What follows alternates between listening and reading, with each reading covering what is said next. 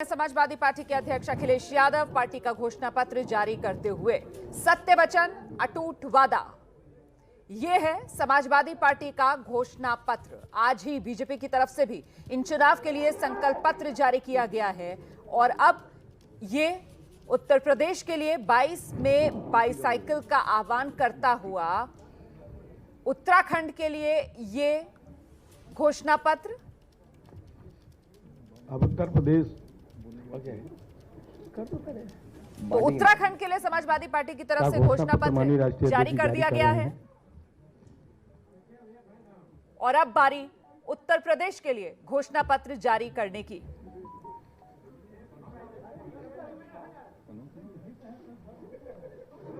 आइए आइए।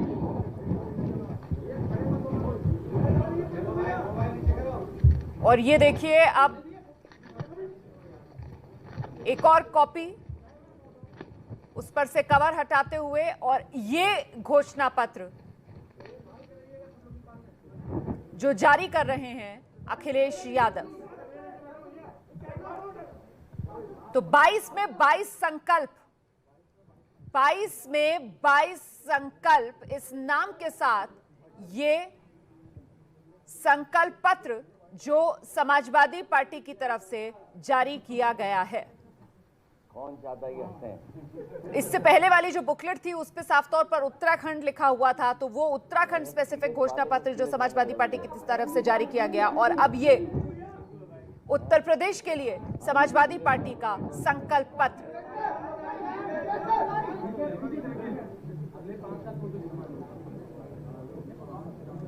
तो सत्य वचन अटूट वादा, यही आप देख सकते हैं। ये प्रेस कॉन्फ्रेंस जहां पर ये घोषणा पत्र जारी किया जा रहा है समाजवादी पार्टी की तरफ से, वहां पीछे यही लिखा हुआ है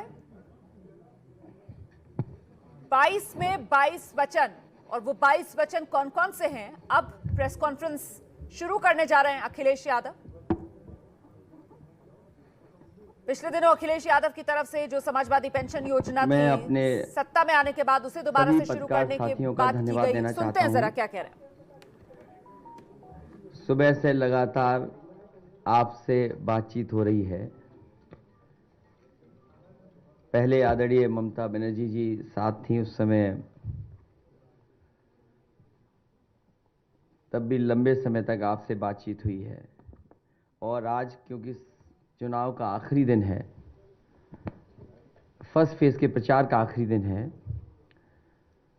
और 5 बजे से पहले हमें अपना घोषणा पत्र भी जारी करना है। मुझे याद है कि जब 2012 का समाजवादी पार्टी ने घोषणा पत्र जनता के बीच में रखा था, और सरकार बनने के बाद उस समय जो जो चीज़ें घोषणा पत्र में थीं, किस विभाग से वो पूरी हो सकती हैं, बाकायदा हर प्रमुख सचिव को चीफ सेक्रेटरी के माध्यम से भेज करके, और माननीय मंत्री जितने भी थे उनकी जानकारी में ला करके घोषणा पत्र को लागू करने का काम किया गया था। 12 से 17 में कई ऐसी चीज़ें जो घोषणा पत्र में शामिल नहीं थीं, उसके बावजूद भी समाजवादी पार्टी ने काम कर करके दिखाया, और बड़े बड़े काम करके दिखाए। आने वाले समय में उत्तर प्रदेश को खुशहाली, विकास और तरक्की के रास्ते पर ले जाने के लिए समाजवादी पार्टी ने अपना मैनिफेस्टो बनाया है, जो सत्य वचन और अटूट वादा करके हम लोग जनता के बीच में जा रहे हैं। समाजवादी पार्टी ने जब कभी भी जनता के बीच में जो वादे किए होंगे, सरकार बनने पर उनको पूरा किया गया है। इसलिए बहुत बड़ा ये डॉक्यूमेंट है, मैं पूरा नहीं पढ़ पाऊंगा। अपनी प्रेस कॉन्फ्रेंस खत्म होने के बाद ये पूरा का पूरा मैनिफेस्टो आपके हाथ में दे दिया जाएगा। कुछ ज़रूरी जो चीज़ें हैं वो मैं पढ़ करके आपको सुनाना चाहता हूँ, जो बहुत ही ज़रूरी हैं। उनको मैं शुरुआती समय से ही पढ़ना चाहूँगा। समय समय पर कई घोषणाएं की गई हैं वो तो शामिल होंगी, वो हैं हमारे इस डॉक्यूमेंट में, लेकिन कुछ पॉइंट मैं आपके सामने रख रहा हूं और डिटेल में वो सब बिंदु इस बड़ी किताब में है। सबसे पहले मैं उत्तर प्रदेश के किसानों और उत्तर प्रदेश की जनता के सामने अपने सत्य वचन और अटूट वादा करके मैनिफेस्टो जो लेकर के आए उसकी बातें रख रहा हूं। पहला बिंदु यह है कि सभी फसलों के लिए एमएसपी प्रदान की जाएगी और गन्ना किसानों को 15 दिन में उनका भुगतान सुनिश्चित किया जाएगा। इसके लिए अगर फार्मर्स कॉर्पस फंड भी बनाना पड़ेगा तो बनाया जाएगा। सभी किसानों को 4 साल के भीतर यानी 2025 तक कर्ज मुक्त बनाया जाएगा। ऋण मुक्ति कानून बनाकर के अत्यंत गरीब किसानों को लाभ पहुंचाया जाएगा। सभी लघु एवं सीमांत किसान जिनके पास 2 एकड़ से कम जमीन है उन्हें 2 बोरी डीएपी एवं 5 बोरी यूरिया मुफ्त दी जाएगी। सभी किसानों को सिंचाई के लिए मुफ्त बिजली, ब्याज मुक्त लोन, बीमा एवं पेंशन की व्यवस्था की जाएगी। किसान आंदोलन के दौरान शहीद हुए किसानों के परिजनों को 25 लाख रुपए की आर्थिक मदद दी जाएगी और उनकी याद में किसान स्मारक भी बनाया जाएगा। महंगाई पर बार, चौथा बिंदु, सभी बीपीएल परिवारों को प्रति वर्ष 2 एलपीजी सिलेंडर मुफ्त में दिया जाएगा। सभी दो पहिया वाहन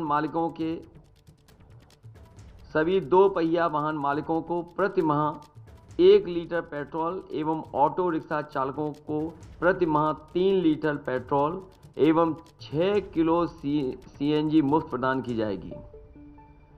urban employment guarantee act MNREGA की तर्ज पर बनाया जाएगा।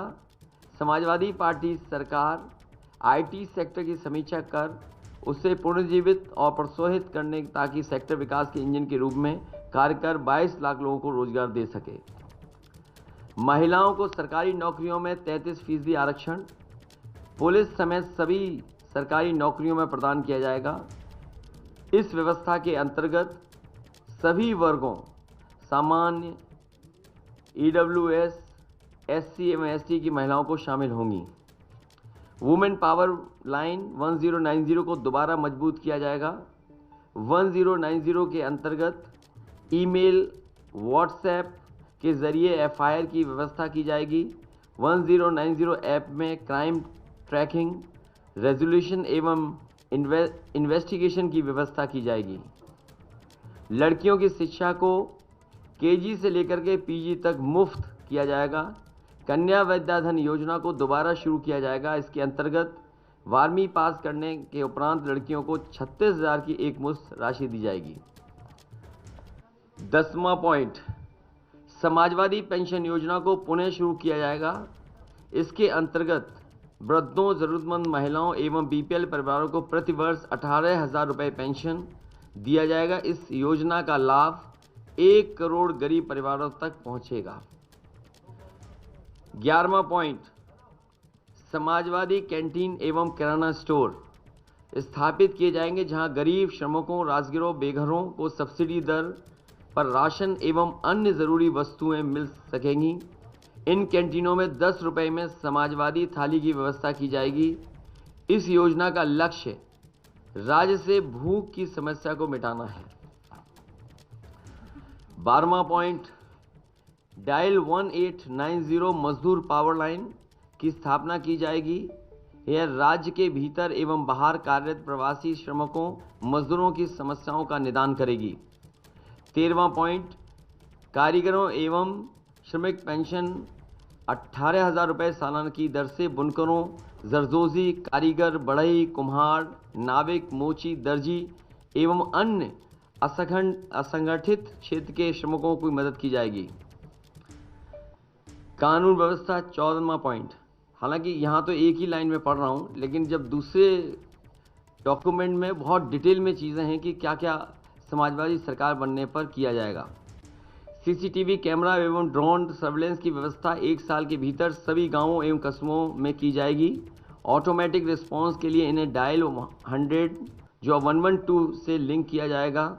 यूपी डायल 100 जो 112 है, जिसे मौजूदा सरकार ने बर्बाद कर दिया है, कबाड़ा कर दिया है, को दोबारा तकनीक से जोड़ करके सशक्त किया जाएगा ताकि रिस्पांस टाइम 15 मिनट के भीतर पूरे प्रदेश में हो सके और कोशिश होगी कि 15 मिनट से भी कम हो जाए।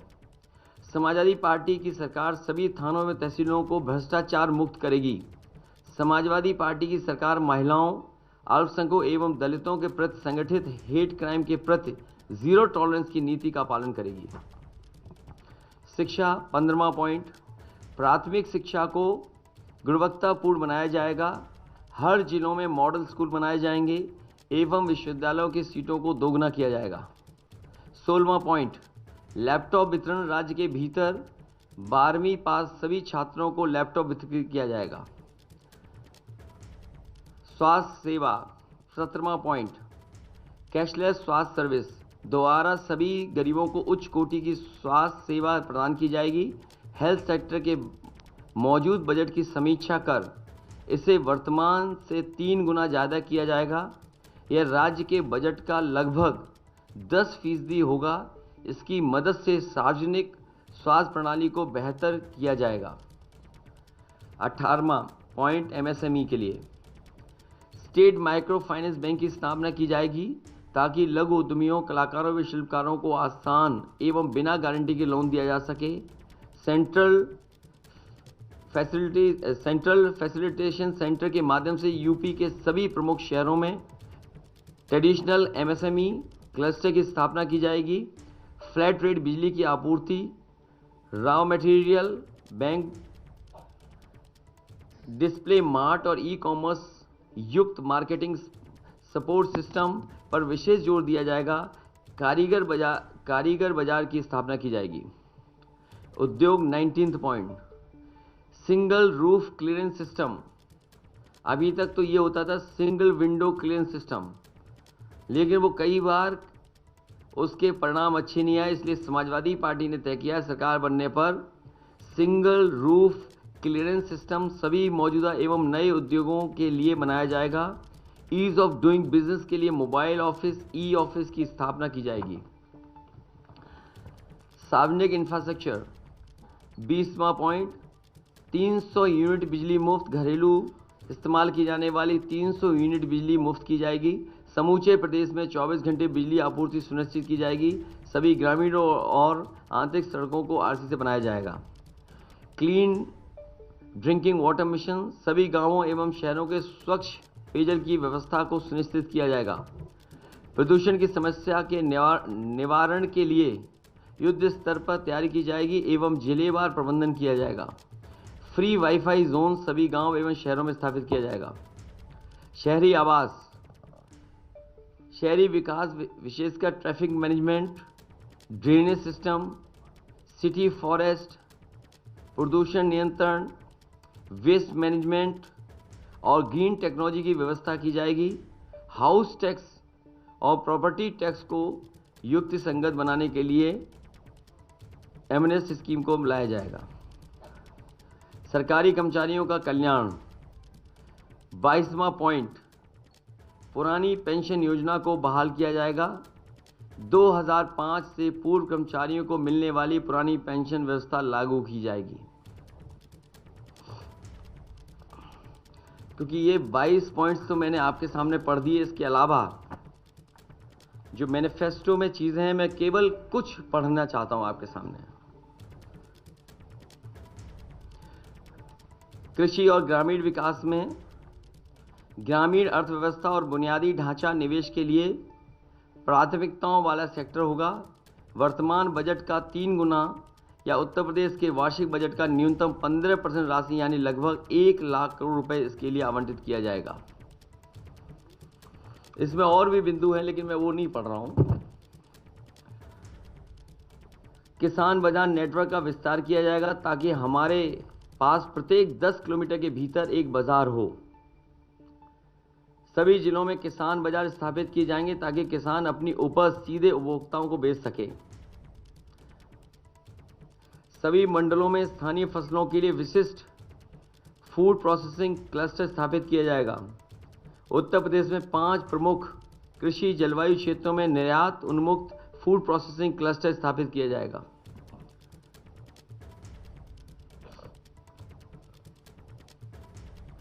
स्मार्ट विलेज क्लस्टर पूरे राज्य में स्थापित किए जाएंगे, जो smart village cluster development authority के माध्यम से क्रियान्वित किए जाएंगे। इरिगेशन फुटप्रिंट ट्यूबवेल और नहर नेटवर्क के जरिए पूरे राज्य में सिंचाई सुविधा को 100% विस्तार किया जाएगा। कामधेनु योजना जो पिछली सरकार में शुरू हुई थी, इस सरकार में कामधेनु योजना को ठप कर दिया गया, बंद करा दी गई। इसलिए समाजवादी सरकार बनने के बाद कामधेनु योजना पशुपालन के लिए दोबारा शुरू की जाएगी।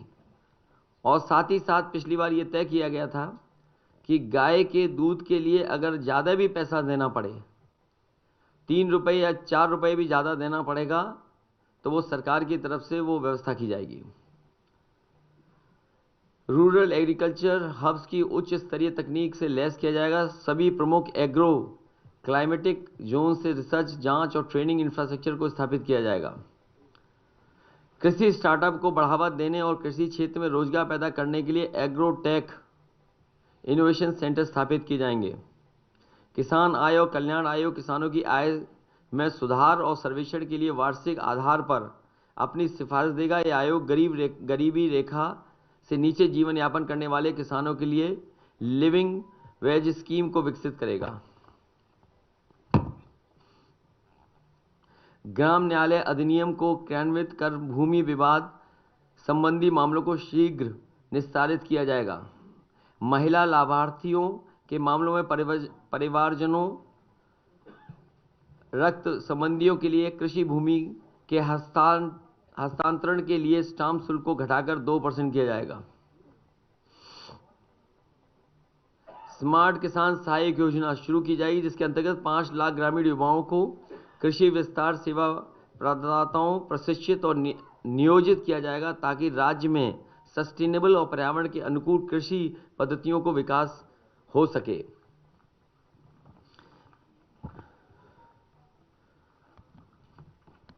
युवा और रोजगार,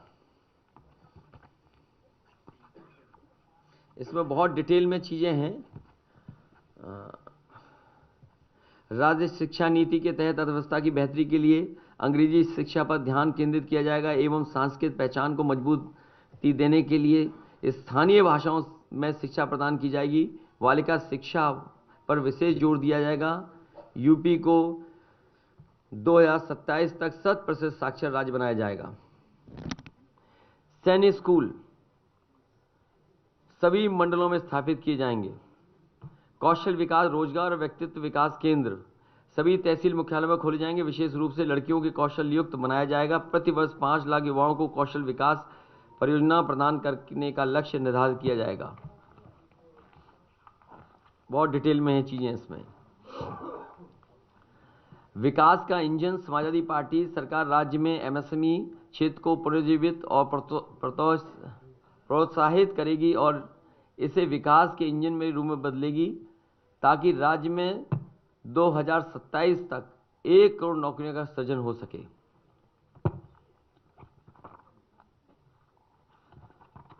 स्वास्थ्य और परिवार कल्याण में भी बहुत सी डिटेल चीजें हैं।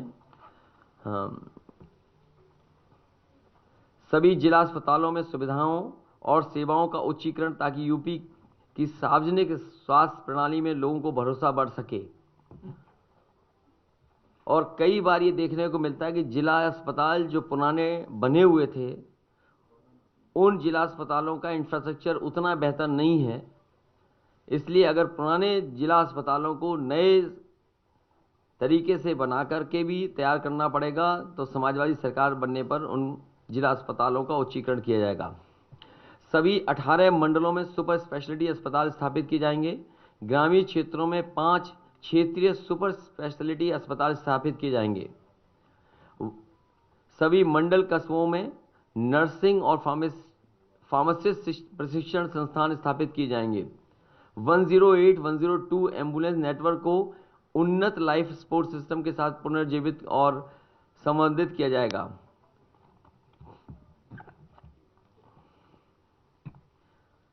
सभी पीएससी,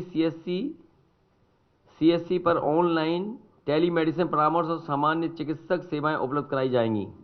108, 102 एम्बुलेंस नेटवर्क को आईटी आधारित तकनीक से अपग्रेड किया जाएगा ताकि रिस्पांस समय 15 मिनट से कम हो सके।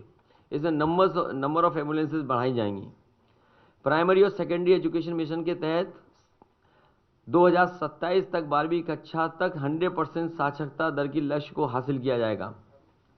एजुकेशन सेक्टर बजट को वर्तमान आवंटन से 3 गुना तक बढ़ाया जाएगा ताकि शिक्षा के क्षेत्र में जीडीपी का लगभग 6% तक खर्च किया जा सके। सभी स्तर पर सार्वजनिक शिक्षा प्रणाली में गुणवत्ता को बेहतर किया जाएगा। विश्वविद्यालयों की सीटों पर 2 गुना वृद्धि की जाएगी। एजुकेशन सिटी की स्थापना के लिए पॉलिसी बनाई जाएगी। पर्यावरण शिक्षा सभी के लिए अनिवार्य, सभी प्राथमिक, माध्यमिक और उच्च शिक्षण संस्थानों में पर्यावरण शिक्षा को अनिवार्य किया जाएगा ताकि युवा पीढ़ी के मन में पर्यावरण संरक्षण के लिए जागरूकता पैदा हो सके।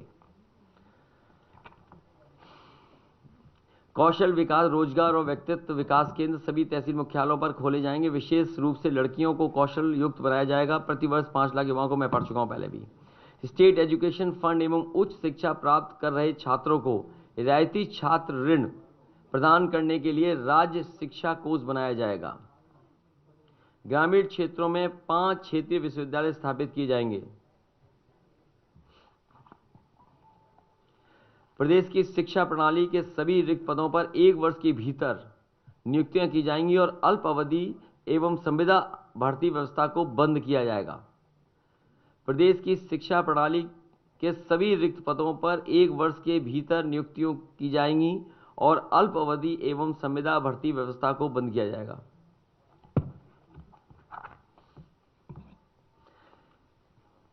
शिक्षा मित्र की बहाली और प्रशिक्षण कार्यक्रम को दोगुना करने के लिए विशेष अभियान चलाया जाएगा। शिक्षा मित्रों का परिश्रम बढ़ाया जाएगा। शिक्षा मित्रों के मानदेय में वृद्धि की जाएगी और उन्हें 3 साल के भीतर नियमित सरकारी नौकरी दी जाएगी। शिक्षा प्रबंधन संवर्ग को दक्ष और भ्रष्टाचार मुक्त बनाने के लिए नए तरीके से पुनर्गठित किया जाएगा। विशेष पारिश्रमिक पैकेज और शिकायत निवारण प्रकोष्ठ बनाया जाएगा। बीपीएड प्रशिक्षित शिक्षकों, अनुदेशकों, गणित और विज्ञान के जूनियर स्कूल शिक्षकों, उर्दू शिक्षकों, बेरोजगार समूह, बीटीसी, बेरोजगार शिक्षक, 108, 102 एम्बुलेंस कार्यकर्ता, रोजगार सेवक, आंगनवाड़ी कार्यकर्ता, एमडीएम रसोइया की समस्याओं का